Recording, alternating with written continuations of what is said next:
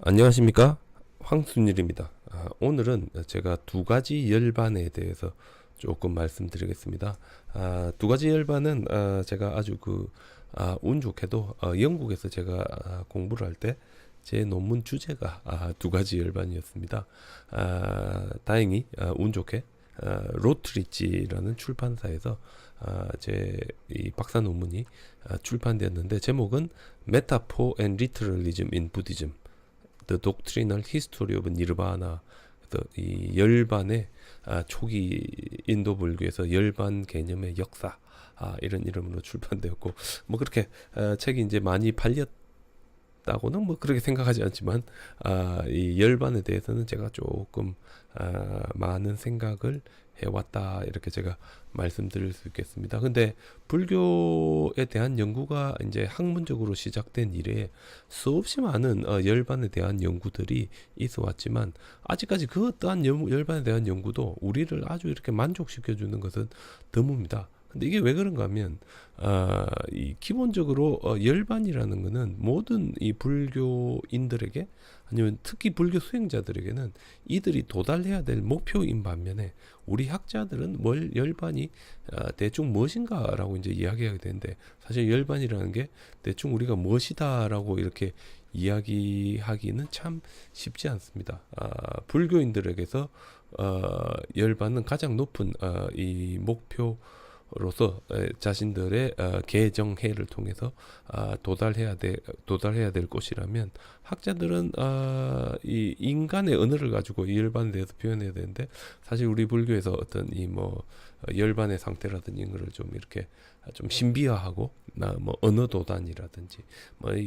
좀 언어의 영역, 합리적인 영역을 넘어선 것으로 많이 이렇게 이야기되기 때문에 참 쉽지가 않습니다. 제가 아주 좋아하는 유럽의 불교 학자 중에 루이 드라 발레푸생이 있는데, 루이 드라 발레푸생은 1900년대 초반에 종교 윤리 백과사전을 만들면서 학자들에게 있어서 열반과 불교인들에게 있어서 열반은 아주 다른 것이다, they very different thing이라고 이제 이야기를 한 적이 있습니다. 요 아주 드물게 남아 있는 발레푸생의 사진인데, 따라서 이 열반에 대해서 참 이야기한다는 게 쉽지가 않습니다. 저는 이 열반에 대해서 이제 우리에게 한번 이야기해 보라면, 저는 부처님의 고행을 항상 떠올립니다. 부처님의 고행은 사실상 이 지금 현재 남아 있는 것 중에 이제 자이나적인 요소가 상당히 많이 포함되지 않았을까. 왜냐면 우리 요하네스 브론코스트 같은 분은 인도의 부처님 시대의 메인스트림 어세티시즘 트래디션, 인도의 아주 주류 고행주의 전통의 자이나가 아마 중심축을 잡고 있었을 것이다 라고 이제 항상 이야기하고 있고, 지금 이곳은 저희들이 바라나시에 가면 부처님의 첫 설법한 곳 바로 옆에, 단마케 스투파 바로 옆에 있는 자이나 사원이고, 어떤 자이나는 이 아주 가벼운 둥둥 떠갈 수 있는 우리의 영혼인 지바가 우주의 꼭대기까지 올라가면 이제 이 깨달음을 얻게 되는데, 여기까지 못 올라가는 이유가 까르마, 업이라는 물질이 우리에게 달라붙어 있기 때문이고, 이 우리에게 달라붙어 있는 물질인 업을 고행을 통해서 생겨난 열로 다 파괴하고, 기존에 더 이상 우리가 이 업물질을 만들지 않으면 우리가 우주의 꼭대기까지 올라가고, 따라서 이 우주의 꼭대기까지 올라가는 사람은 승리자로서 이 진화가 이제 되는 것인데, 그러다 보니까 우주의 꼭대기까지 올라간다는 것은 이 인간으로서 살 때 되는 게 아니고 죽음과 동시에 가능한 것이고, 유일한 방법은 voluntary starvation to death, 굶어 죽는 겁니다, 사실상. 그래서 많은 이 자이나의 고행주의 전통에서 이 깨달음이라는 것, 아니면 열반이라는 것, 또는 목샤, 해탈이라는 것은 사실상 죽음을 통해서만 얻어지는 것으로 이렇게 보고 있습니다. 부처님도 사실상 엄청난 고행을 했습니다. 저희들이 간다라 지역에 가면, 아니면 인도에 가더라도 수없이 많은 이 부처님의 고행상들을 볼 수 있는데, 뼈가 거의 이제 말라붙어 있는, 이 부처님께서 이 중화암경에 보면 회상하시는 부분이 있습니다. 나의 이 갈비뼈에 있는 데는 뼈만 툭툭 튀어나가지고 흙간에, 나무도 저 내려가는 흙간에 이 석가래 같아 보였고, 나의 머리는 너무 쭈글쭈글해져 가지고 햇빛 아래 나온 과일처럼 수분을 잃은 과일처럼 쭈글쭈글해지고 온몸은 다 말라붙어서 조인트만 툭툭 튀어나와서 송충이 같았고 배 앞부분과 등이 맞닿아 가지고 등으로 배 앞을 만질 수 있었고 배 앞으로 등을 만질 수 있었고 하지만 나의 눈빛만은 아주 깊은 우물 안에서 반짝반짝 빛나는 달빛처럼 타오르고 있었다라고 이렇게 부처님께서 이야기하고 있고 저희들이 이제 미얀마 현대 미얀마의 사원에 가도 부처님께서 이렇게 아주 그 목숨을 걸고 고행을 했던 고행상 오비고와 함께 지금 부처님께서 고행하는 모습들이 여기저기에 나타나고 있습니다. 우리 스리랑카의 우리 콜롬보에 있는 호수 사원에 가도 이렇게 오비고와 함께 엄청난 고행을 하는 부처님의 모습을 볼 수 있고 태국의 현대 벽화에도 이렇게 부처님이 오비고와 함께 엄청난 고행을 하는 모습을 볼 수 있습니다. 제가 항상 학생들이 제게 많이 물어봅니다. 이 왜 부처님만 이 바싹 말라서 다 죽어가고 오비고는 멀쩡하냐? 우리 경전에 보면 하루에 쌀 한 톨만 먹었다 그러는데 부처님은 진짜 하루에 쌀 한 톨만 먹으신 거고 오비고는 남들이 안 볼 때 몰래 먹었기 때문에 저는 멍청한 거 아니냐는데 우리 간다라에 가면 2세기에 출토된 이 부처님의 고행상이 있습니다. 우리 보통 그 경전에서 이야기하는 대로 배가 바싹 들어가고 온 얼굴이 말라붙어 툭툭 튀어나온 뼈만 남아있는 부처님이다 하는 요 부처님의 고행상들이 있는데 거의 이제 부처님이 다 죽어 가시다가 수자타가 나타나서 부처님에게 공양을 올렸을 때 사실상 이 고행을 포기했고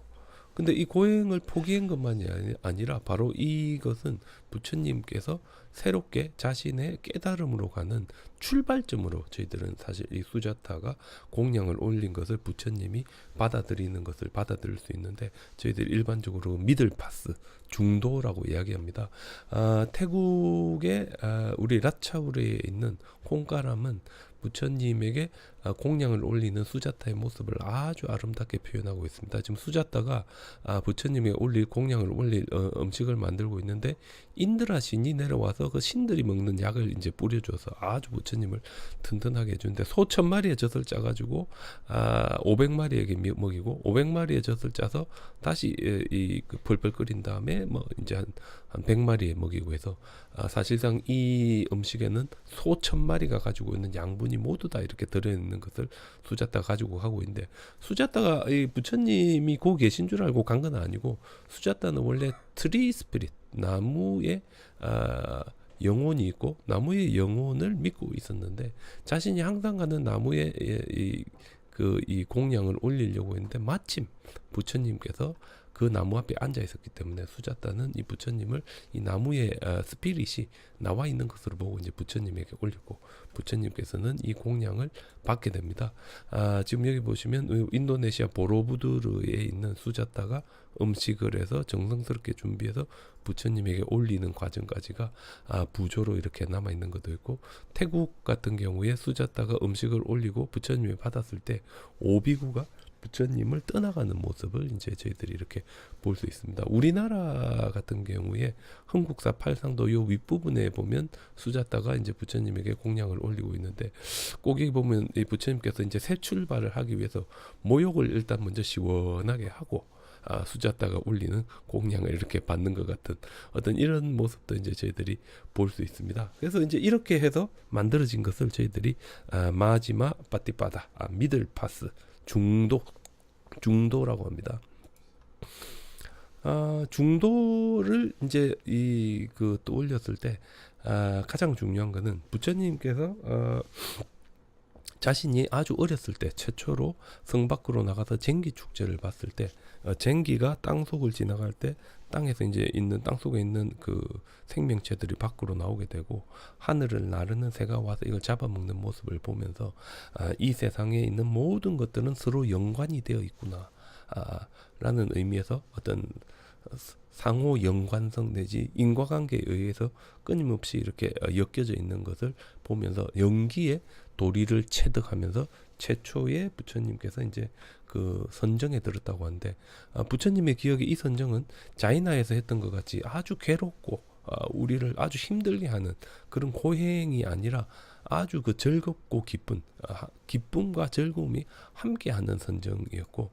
내가 한번 그런 아주 기쁜 선정으로 돌아가 보면 어떨까 하는 이제 그런 느낌을 부처님께서 받으신 것 같습니다. 지금 여기 보시면 이 라차부리 콩카람에 있는 그 부처님의 이 쟁기 축제 때 장면인데, 여기는 앉아 있는 게 아니라 누워서 잠부나무 밑에 누워서 부처님이 깊은 생각에 잠기는 이 모습을 이제 저희들이 이렇게 볼 수 있습니다. 그래서 이제 이렇게 자신의 그 옛날의 기억을 떠올린 다음에 그 다음부터는 어떤 고행을 통한 명상이 아니라 아주 편안한 자세로 앉아서 어떤 우리의 정신적인 부분을 컨트롤할 수 있는 그런 우리 이 명상하는 자세로 이제 부처님이 이제 앉으시게 되는데, 아주 평안하고 온화한 모습, 더 이상 우리를 괴롭게 하는 것이 아니라 우리가 즐거움 속에서 이 깨달음에 다가갈 수 있는 방식으로 이제 부처님이 접근하게 되셨다, 이렇게 이야기할 수 있겠습니다. 그래서 우리 스리랑카 아누라다푸라에 있는 이 아바야기리 비하라 입고 있는 이 명상하는 불상, 부처님께서 아주 편안하고 온화한 모습으로 앉아 계시고, 우리 간다라에서 발견되는 명상하는 부처님 또한 이제 고행상과는 구분되는 어떤 이런 모습, 아주 그 편안하면서도 아주 엄숙한 그런 모습을 보이고 있고, 태국의 와포 사원의 중앙에 있는 수코사타이 스타일의 명상하는 부처님의 모습도 더 이상 다 죽어가는 모습이 아니라 아주 편안하고 우리의 삶 속에서 뭔가 깨달음을 찾아가는 그런 부처님의 모습을 볼 수 있습니다. 그런데 이렇게 됐을 때 부처님께서는 이 자이나 같은 경우는 죽음과 동시에만 깨달음을 얻을 수 있는데, 뭔가 내가 죽게 되면 정말 내가 깨달음을 얻게 된다는 것을 살아있는 동안에 어떤 어슈어런스라든지 컨퍼메이션을 가지고 싶어 했을 것 같습니다. 자신의 깨달음, 다시 말해서 모든 괴로움으로부터 자신이 완벽하게 벗어날 수 있다는 확인과 확신을 살아있는 동안에 자신이 마지막 죽기 전에 살아있는 동안에 이것을 가지고 싶어 했고, 이 살아있는 동안에 자신이 죽음과 함께 무조건 완벽한 깨달음에 들 거다라는 것을 부처님께서 알아차리는 것, 바로 그것이 이제 제가 보기에는 부처님의 깨달음이고, 그러다 보니까 불교의 열반은 주로 이제 두 가지로 이렇게 나타납니다. 우리 불교에서 열반은 보통 두 가지 열반 이론이라고 해서 사 우파디세사 니바나, 안 우파디세사 니바나, 우리 산스크리트어로는 사 우파디세샤 니르바나, 안 우파디세샤 니르바나 뭐 이렇게 되는데, 보통 이 첫 번째 사 우파디세샤 니르바나는 부처님께서 깨달음을 얻으셨을 때 이렇게 도달하는 것이고, 안 우파디세샤 니르바나는 부처님께서 마지막으로 돌아가실 때 얻으신 거다 하고 이제 저희들이 일반적으로 이야기합니다. 이때 그럼 도대체 부처님께서 돌아가시기 전 살아있는 동안에 모든 괴로움으로부터 내가 자유로워진다는 완벽한 확신을 우리가 어떻게 얻을 수 있느냐, 어떤 것을 통해서 우리가 이 확신을 가질 수 있느냐 하는 것은 부처님께서는 우리가 우리 안에 있는 이 그 심리적인 측면, 우리 안에 있는 마음을 어떻게 우리가 확실하게 컨트롤할 수 있느냐에 달려 있다고 봤습니다. 자이나에서 같이 우리의 모든 행동이 다 미래의 결과를 만드는 것이 아니라 아주 그 의도적이고 아주 의지적인 쨌다나, 보통 저희들이 쨌다나를 하는데 그런 행위만이 미래의 결과를 가지고 오기 때문에 어떤 그런 측면만을 우리가 완벽하게 컨트롤할 수 있고, 그런 측면이 완벽하게 컨트롤된다면 우리에게 더 이상의 이 윤회는 없다는 어떤 그런 확신이 우리가 살아있는 동안에 있을 수 있다고 생각하신 것 같습니다. If one can have a firm grip or control of his mind to overcome all existing attachment while not producing any additional attachment, it could be enough to assure his final salvation is already confirmed. 그러니까 만일 우리가 현재 있는 모든 집착들을 극복하고 집착들을 자신의 마음을 조절하고 아주 그 스테디 파스트하게 마음을 잡음을 통해서 다 극복할 수 있다면, 그리고 남아 있는 동안에 더 이상의 추가적인 어떤 이런 그 집착을 만들어내지 않는다면 바로 그 상태가 우리가 이미 깨달음, 죽음과 함께 깨달음을 얻는다는 것을 확인하는 상태다, 이렇게 됩니다. 그래서 사우파디세사 니르바나, 우리가 그 깨달음을 얻을 때 우리 보통 탐진치의 소멸이라고 하는데, 우리의 그 살아있는 동안에 죽음과 동시에 자기는 완벽하게 깨달음을 얻을 것이라는 확신을 이때 가지게 되고, 그 다음에 안우파데세사 니바나를 통해 가지고 마지막으로 자신의 어떤 열반을 성취하는 것으로 이제 불교가 만들어지고, 그러다 보니까 이 사우파디세사 니바나는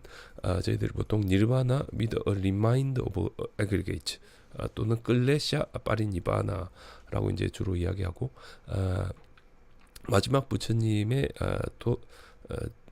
열반은 안우파디세사 니바나라고 해가지고 니르바나 without a remind of aggregate, 그러니까 스칸다가 완전히 소멸되는 열반이라고 하는데, 우파디는 따라서 여기에서 어떤 의미인가 하면 연료라는 의미고,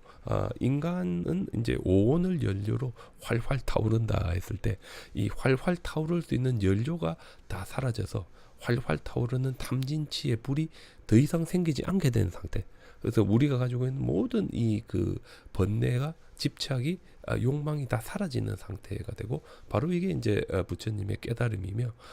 우리 사우파데세사 니르바나, 우리 보통 한문으로 유여열반이라고 합니다. 그리고 이제 마지막 열반은 안우파디세사 니르바나가 이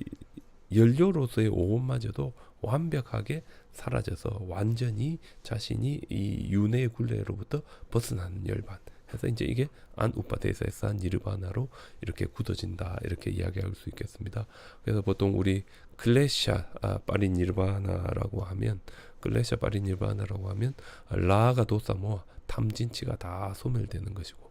그 다음에 칸다 니르바나라고 하면 더 이상 우리가 이 세계에 다시 태어나지 않게 되는 것, 뭐 이제 그런 식으로 저희들이 이야기할 수 있겠습니다. 따라서 부처님께서는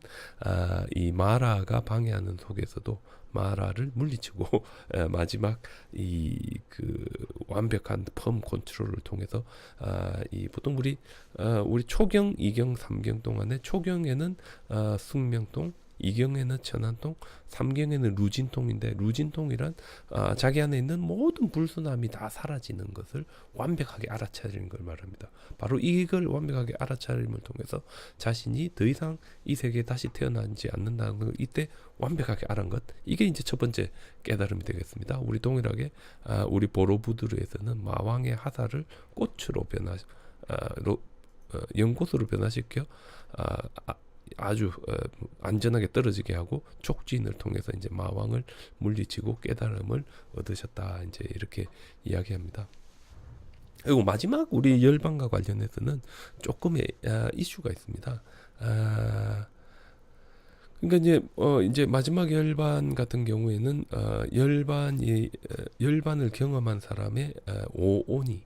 인간을 구성하는 5가지 신체와 느낌과 개념과 의도와 의식이 디스인트그레이트, 완전히 흩어져서 더 이상 뭉쳐서 다시 생기지 않는,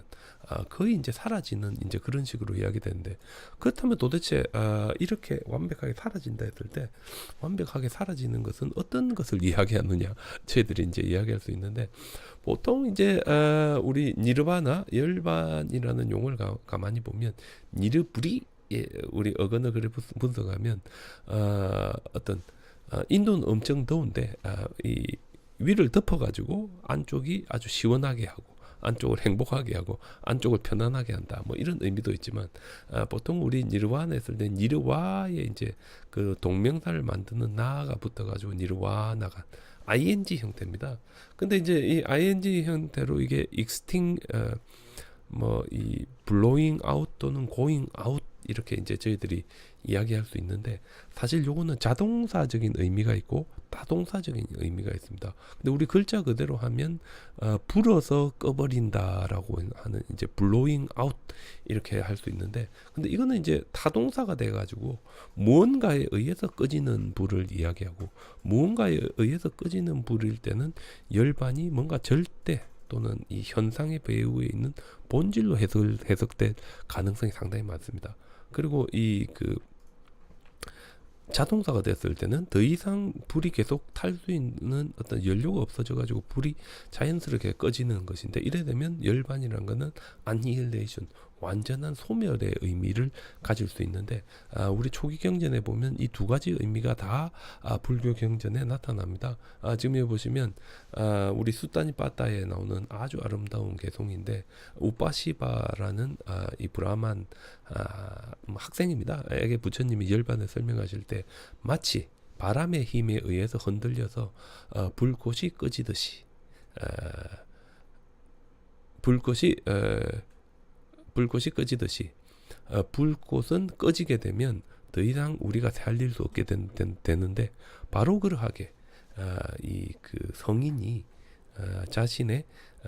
이 정신적인 신체로부터 자유롭게 되면 그 성인은 사라지게 되고 더 이상 우리가 성인이라고 헤아릴 수 없다. 근데 이때 이제 이 불꽃이 어떤 바람의 힘에 의해서 꺼졌다는 것은 언제든지 스파크라든지 이런 게 있으면 다시 켜질 수 있는 불이기 때문에, 이런 불의 소멸은 보통 인도 사람들에게 있어서 완전한 소멸이 아니라 현상적인 불이 근원으로 돌아간다, 현상적인 불이 절대로 돌아간다, 현상적인 불이 잠재 상태로 돌아가는 것이고, 언제든지 다시 돌아올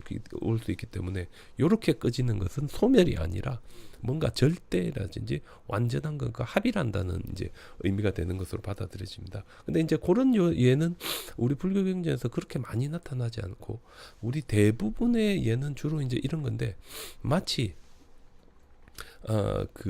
이 뭡니까, 심지와 기름을 연료로 오일 램프가 불타오르는데, 만일 오일과 심지가 다 떨어지고 나면 더 이상 새로운 오일과 심지가 없다면 불이 연료가 사라져서 꺼지는 것과 같듯이, 깨달음을 얻은 스님은 자신의 신체가 완벽하게 이렇게 디스인티그레이션 되고 나면, 그리고 더 이상의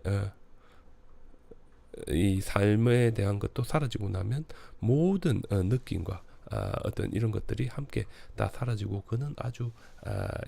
그 시원한 상태, 깨달음을 얻는 상태로 갈 것이다, 이래 이야기 많이 하는데, 이때에 이 그 더 이상의 연료가 없어서 이 불이 꺼진다 했을 때 이거는 근원으로 돌아가는 게 아닙니다. 왜냐면 우리 모닥불 같은 경우에 밤에 자기 전에